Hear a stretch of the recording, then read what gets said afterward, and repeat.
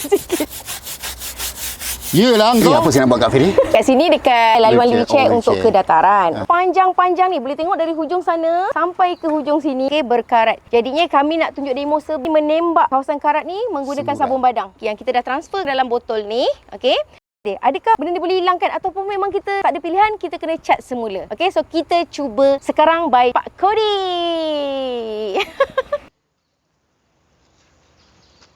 Dah mula nampak?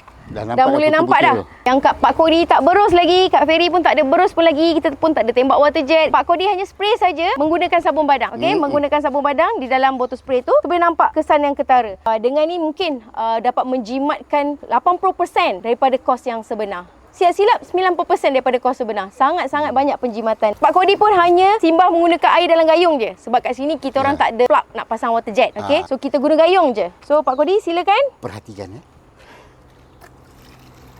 Nampak tak? Kalau kita berus, dapat kesan yang lebih bersih. Okey? Tapi memang obvious. Obvious sangat-sangat. Tapi tak apalah Pak Kodi, kita cuba beruslah sikit lagi boleh? Boleh. Okey. Yelah kau. See? Nampak tak? Sebenarnya kita boleh serikan balik. Boleh hidupkan balik kat sini dengan kos yang sangat-sangat rendah. Tanpa mengeluarkan duit ratus-ratus ribu ringgit, puluh-puluh ribu ringgit untuk cat balik kat kawasan ni. So memang bersih, function tanpa memerlukan usaha Berat. Manja-manja je. Manja-manja je. Pandal apa lagi? Manja-manja je. Manja suka tak?